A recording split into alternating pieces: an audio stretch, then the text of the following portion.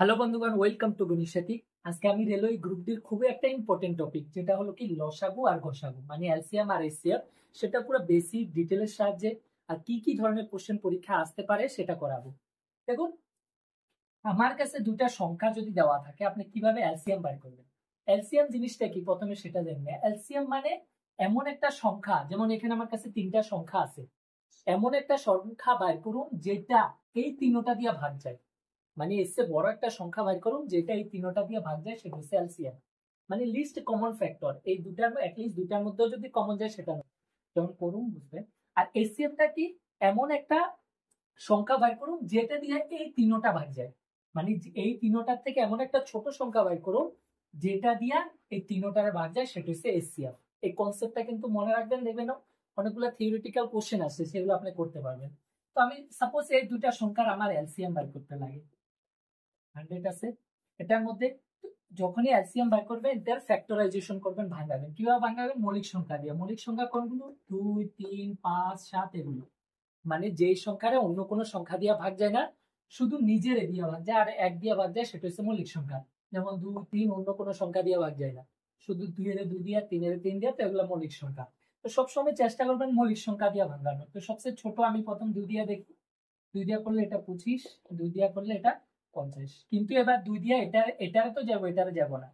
3 দিয়েও যাব না, এটারে যাব না। তো এরপরের মৌলিক সংখ্যা আমার কি আছে? 5 আছে। 5 দিয়ে যাব, 5 5 25, 5 10 50। আবার 5 দিয়ে যাব, 5 1 5, 5 2 10। ওকে। এবার একটা জিনিস এখানে দেখো, যতটুক পর্যন্ত আমার দুইটারে গেছে, কমন গেছে, মানে দুইটারে ফ্যাক্টরাইজেশন করতে পারছি, ভাঙাইছি, সেটা হচ্ছে আমার এসসিএফ। তাহলে এসসিএফটা কত আমার?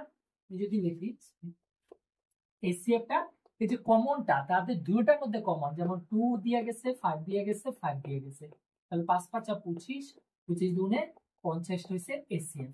ওকে। আর এলসিএমটা কি? এলসিএমটা হইছে তাদের মধ্যে কমন গুলো তো হইব, লগে যেটা এক্সট্রা আছে, লগে যেটা এক্সট্রা থেকে যাব সেটাও আমার হইব। তাহলে এখানে 50 তো আছে, এটা মানে তো 50, লগে এই যে 2 আর 1 হইব, 1 না পূরণ করলে হইব। 50 দুগুণে কত?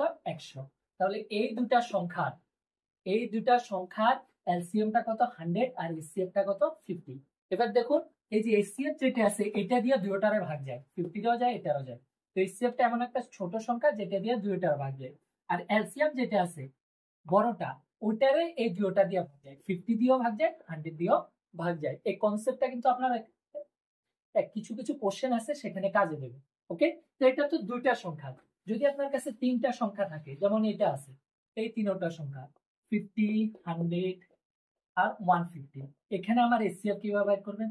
সেম প্রথমে 2 দিয়ে করি। কত এখানে? 50, 25, এটা 50, এটা 75 হবো। ওকে। এবার কিন্তু আর 2 দিয়ে যাবো না, এটারে যাবো। কিন্তু আমার তিনটা, যখনই এসসিএফ বের করবে, যতটা সংখ্যা থাকবে এখানে সবগুলোর মধ্যে কমন যেতে লাগবে। তত প্রথমে চেষ্টা করবেন সবগুলোর মধ্যে কি দিয়ে যায়।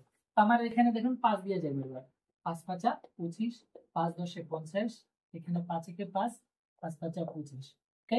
এবার আবার 5 দিয়ে যাব, 5 একে 5, 5 2 10, 3 5 15। এবার দেখুন এইখানে দুটো আছে, 1 তো হয়ে গেছে, কিন্তু এবার এই তিনটারে আর কোনো কমন নাই আমার। তো যতটুকু পর্যন্ত কমন গেছে সেটা তো আমার এসসিএফ।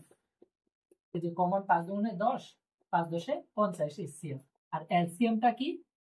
এই কমনের বাইরে যেটা এক্সট্রা আছে, এই দুটো এক্সট্রা আছে, মানে 50 সাথে 2 ইন্টু 3, 3 দুগুণে 6, 5 6 30, 300। এই 300টা কি আমার এলসিএম। দেখুন এলসিএমটারে এই তিনটা দিয়ে ভাগ যায়, আর এসসিএফটা দিয়ে এই তিনটারে ভাগ যায়, এই জিনিসটা। ওকে। এবার কোশ্চেন সলভ করে দেখুন, তখন বুঝে যাবেন জিনিসগুলো। এবার দেখুন নেক্সট একটা কোশ্চেন সেম। এখানে আপনারা এই তিনটা সংখ্যার এলসিএম বের করতে দিছে। তো এলসিএম বের করে লসাগু বের করতে লাগে আমার কি কি? 84, 105, আর দেওয়া আছে 140। তো সবচেয়ে প্রথমে ট্রাই করবেন কি তিনোটারে ভাগ দেওয়ার, মানে তিনোটারে যাওয়ার একটু সংখ্যা দিয়ে চেষ্টা করবেন। আমি 2 দিয়া যদি করি, এখানে এটারে যাব না, কারণ এটা একটা বেজোড় সংখ্যা, বেজোড় সংখ্যারে কখনো 2 দিয়া ভাগ যায় না। এরপরে 3 দিয়া যদি করি, কারণ মৌলিক সংখ্যা 2 এর পরে 3 আছে, 3 দিয়া করলে এটারে যাব, এটারে যাব, কারণ 3 3 9, 3 5 15, কিন্তু এটারে যাব না। এরপরে আমার 5 আছে, 5 দিয়ে করলে এটারে তো যাব, এটারও যাব, বাট এটারে যাব না। 5 দিয়ে তখনই ভাগ যায় লাস্টে 5 বা 0 থাকে। এরপরে আমার মৌলিক সংখ্যা 5-এর পরে কত 7 আছে, আমি দেখি 7 দিয়ে যায় কিনা। 7 দিয়ে যদি করি যাইবো, এটা 7 থেকে 7, 1 থাকে 14, 7 দুগুণে 14, এটা 7 থেকে 7, 3 থাকে 35, 5 7 35, এখানে 7 দুগুণে 14 পিস। তো সবচেয়ে প্রথমে চেষ্টা করবেন কি তিনোটারে যাওয়ার। এই যে যতটুক আর তো যাইবো না মনে হয় তিনোটারে, আপনি দেখুন 3 দিয়ে এই দুইটারে যাইতেছে, 2 দিয়া যে কোনো দুইটারে যাইতেছে, 3টারে যাওয়ার মতো আর কোনো কমন নাই। ওকে, তাহলে আমার এই যে একটা পর্যন্ত তিনোটারে গেছে সেটা কি এসসিএফ। এখানে এসসিএফটা দেয় নাই কিন্তু আমি দেখাই দিতেছি, এসসিএফটা আমার কত 7। শুধুমাত্র যখন পুরাপুরি যতগুলা সংখ্যা বাইর করতে দিব সবগুলোর মধ্যে ভাগ যায় তখন সেটা হচ্ছে এসসিএফ। এবার এলসিএম করতে কি করবেন, যদি দুইটারও যায় তাহলেও করতে লাগবে আপনার। দেখুন 2 দিয়ে আমি করলে দুইটারে যাইতেছে, তো 2 দিয়ে করি 6 দুগুণে 12, এটারে তো যাবো না, সেম রাখি, এটা 10 দুগুণে 20। আবার 2 দিয়ে করলে যাইতেছে এই দুইটারে 3 দুগুণে 6, এটা যাবো না, সেমই রাখি, 5 দুগুণে 10। ওকে, এবার দেখুন 3 দিয়ে দুইটারে যাইতেছে, দুইটারে অ্যাটলিস্ট যেতে লাগবে, 3 দিয়ে এটারে করলে 3 কে 3, 3 5 15, 5টা সেম থাকবো। তো এটা তো 1 হয়ে গেছে, তো আর না লিখলেও হয়। ওকে, এবার দেখুন এই দুইটারে 5 দিয়ে যেতেছে, 5 দিয়ে করলে 5 একে 5, 5 একে 5, 1 হয়ে গেছে। তো এই যে এটা তো হইব লগ, এগুলো সব হইব আমার LCM A. LCM equal to কত, 7 ইন্টু 2 ইন্টু 2 ইন্টু 3 ইন্টু 5। আমি যদি করি 2 দুগুণে 4, 4 5 20, 20 আর 3 20 কত 60। ওকে, 60-এর সাথে এটা পূরণ করলে 6 7 42, 420টা আমার কি কারেক্ট অ্যান্সার। ওকে, নেক্সট একটা কোশ্চেন দেখুন, খুবই ইম্পর্টেন্ট কোশ্চেন, প্রিভিয়াস ইয়ার আইসে গ্রুপ দিতে। দেখুন কোশ্চেনটা কি আছে, এক জোড়া পরস্পর মৌলিক। পরস্পর মৌলিক মানে ইংলিশে যেটা কো প্রাইম নাম্বার বলা হয়, কো প্রাইম। অল্প আগে আমি বললাম প্রাইম নাম্বার কি জিনিস, মৌলিক সংখ্যা। মৌলিক সংখ্যা হচ্ছে এগুলা 2 3 5 6 7, মানে যে সংখ্যার অন্য কোনো সংখ্যা দিয়ে ভাগ যাব না, শুধু নিজের দিয়ে ভাগ যাব আর 1 দিয়ে ভাগ যাব, সেটা হচ্ছে মৌলিক সংখ্যা। এবার কত হচ্ছে পরস্পর মৌলিক সংখ্যা কি, পরস্পর মৌলিক সংখ্যা এগুলো আনে, কিন্তু পরস্পর মৌলিক সংখ্যা মানে দুইটা এমন সংখ্যা যেটার মধ্যে কোনো কমন ফ্যাক্টর নাই, মানে মৌলিক নাও হতে পারে। আমি যেমন 4 আর 7 লিখছি, এবার দেখেন 4 কিন্তু অ্যাকচুয়ালি মৌলিক সংখ্যা না, 7 মৌলিক সংখ্যা, বাট তাদের মধ্যে কোনো কমন নাই, শুধু 1 ছাড়া আর বাকি কোনো কমন সংখ্যা নাই তাদের মধ্যে, মানে কোনোটা দিয়ে দোনো জায়গায় আমি ফ্যাক্টরাইজেশন ভাঙাতে পারব না। ওকে, তো যদি দুইটা সংখ্যার মধ্যে কোনো কমন ফ্যাক্টর নাই তখন তাকে বলা হয় পরস্পর মৌলিক সংখ্যা বা কো প্রাইম নাম্বার। তাহলে এই দুইটা আমার কো প্রাইম নাম্বার, তো এদের দুইটার মধ্যে তো 1 ছাড়া কোনো কমনই নাই, তাহলে আমার জিজ্ঞাসা করছে এসসিএফটা কি, আর আমি বারবার বলছি এসসিএফটা কি, তাদের মধ্যে কমন সংখ্যাটা হচ্ছে এসসিএফ। তাহলে যেহেতু কমন নাই তাহলে তাদের এসসিএফটা কত 1, কারণ 1ই তাদের মধ্যে কমন আছে। তাহলে অপশন নাম্বার 2টা কারেক্ট। দেখুন পরীক্ষাতে কিন্তু বহুত আসে এই কোশ্চেনটা। ওকে, যদি কমন না থাকে তাহলে কি হবো 1 হবো, কারণ 1 দিয়ে দুইটারে ভাগ যাব, তো 1টা আমার কত এসসিএফ যদি পরস্পর মৌলিক সংখ্যা থাকে।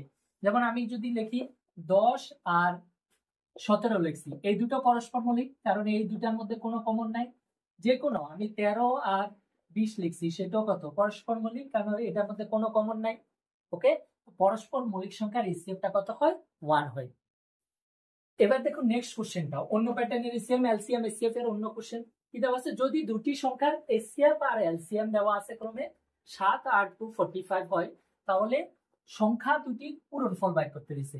দেখুন যখনই আপনি দুইটা সংখ্যা, যেমন আমি 10 আর 20 এর এসসিএফ আর এলসিএম দোনোটা হবো, আমি যদি বাইর করি এসসিএফ আর এলসিএম দোনোটা হবো। ওকে, তো একটা ফর্মুলা আছে, খুবই ইম্পর্টেন্ট ফর্মুলা, যে কোনো দুইটা সংখ্যা, সাপোজ এ আর বি, 10 এর জায়গায় আমি এ ধরছি, এটা বি, দুইটা সংখ্যা যদি আমার কাছে এসসিএফ আর এলসিএম থাকে তাহলে ফর্মুলাটা হচ্ছে এটা, LCM into SCF equal to সংখ্যা দুইটার পূরণফল, মানে সংখ্যা দুইটা এ যদি হয় আর বি হয় তো ইনটু বি, বা আপনি ভাষাটা লিখতে পারেন সংখ্যা দুটির পূরণফল। এটা খুবই ইম্পর্টেন্ট ফর্মুলা। আপনার কাছে দুইটা সংখ্যা যদি থাকে এ বি আছে, ওটার এসসিএফ আর এলসিএম যদি থাকে এটা, বা আপনি যদি এই দুইটার এলসিএম আর এসসিএফ বাইর করেন, তো আপনি যদি সংখ্যা দুইটার এলসিএম আর এসসিএফ পূরণ করেন আর সংখ্যা দুইটার পূরণ করেন তাহলে সেম হবে, খুব ইম্পর্টেন্ট। ওকে, তো এখানে আমার এটাই দিছে, বললো কি দুইটা সংখ্যার এলসিএম আর এসসিএফ দেওয়া আছে, এই যে এসসিএফ দেওয়া আছে 7 দেওয়া আছে আর এলসিএম 245 দেওয়া আছে, তাহলে সংখ্যা দুইটা পূরণফল বাইর করতে দিছে। তো মাত্রের ফর্মুলা হিসাবে সংখ্যা দুইটার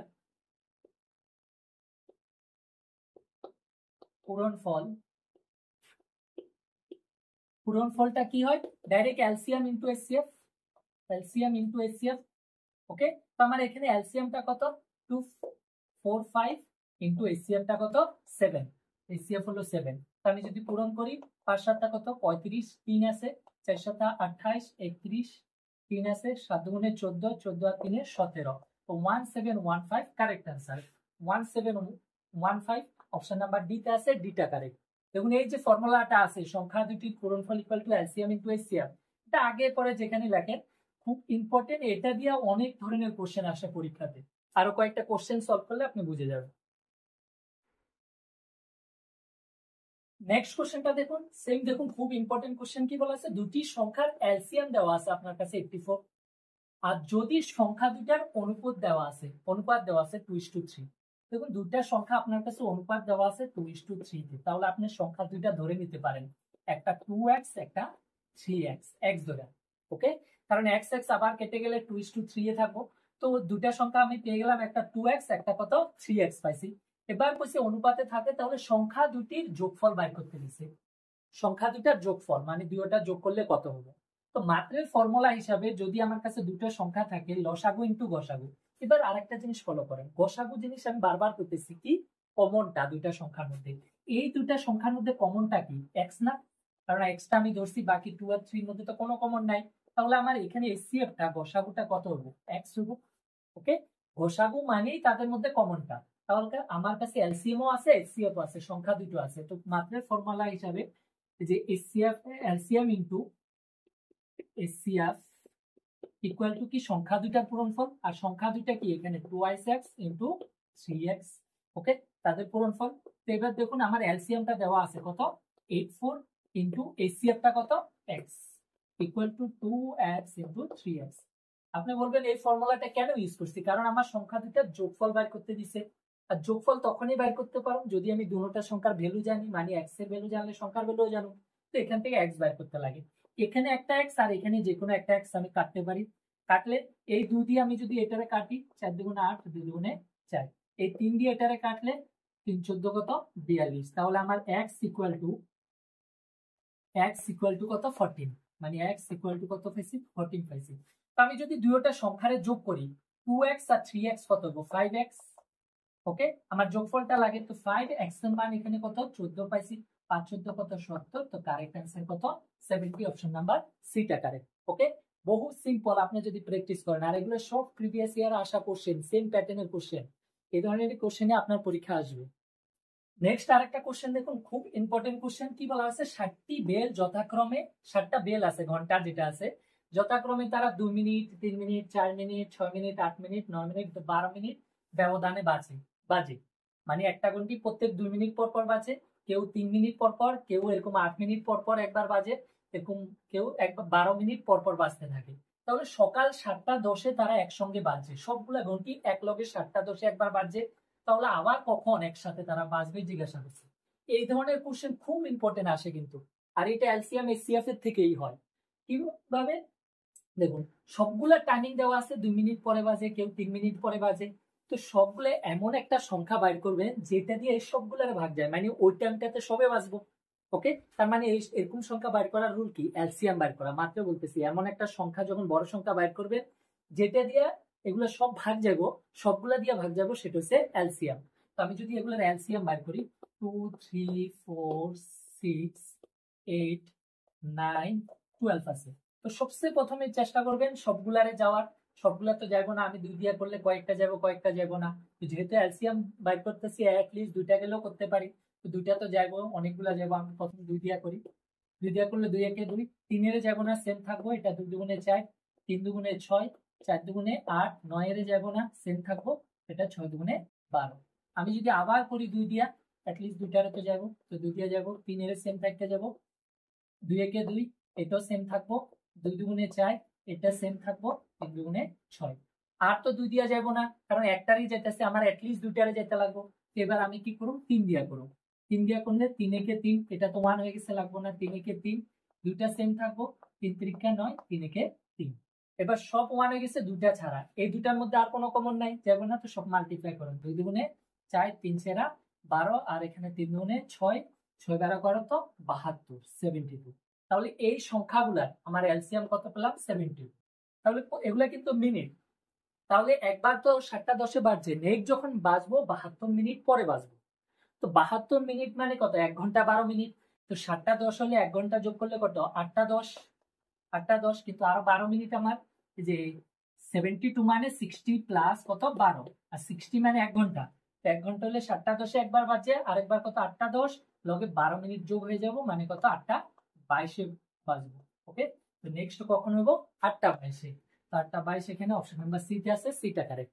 ওকে, নেক্সট আরেকটা কোশ্চেন দেখুন কি বলা আছে, সর্বোচ্চ কোন সংখ্যা দ্বারা, এই যে তিনটা সংখ্যা দেওয়া আছে 718 আর 1085, 1179 কে যদি আমি ভাগ করি, তাহলে ভাগশেষ কত থাকবো, 546 থাকবে। মানে কোন সংখ্যা দ্বারা এই তিনটা যদি ভাগ করি তাহলে ভাগশেষটা এটা পাবো। তার মানে এখান থেকে একটু লজিক লাগান, যদি আমি এই ভাগশেষগুলো মাইনাস করি, যেমন আমি যদি কই 11 আছে, আমি কই 10 দিয়ে এটারে ভাগ করলে কত পাবো, ভাগশেষ 1 পাবো।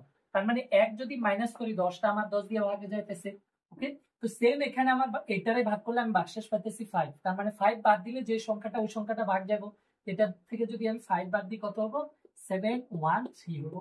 ওকে, এবার এখান থেকে এই সংখ্যা থেকে যদি আমি 4 বাদ দিই তাহলে 1081 হবো। আর এটার থেকে যদি আমি 6 বাদ দিই 1173 হবো। তাহলে এই সংখ্যাগুলা কোন সংখ্যা দিয়া ভাগ যায় সেটা জিজ্ঞাসা করছে, কারণ এগুলারে ভাগ করলে ভাগশেষ এটা থাকে, তো ভাগশেষটা আমি মাইনাস করে দিছি।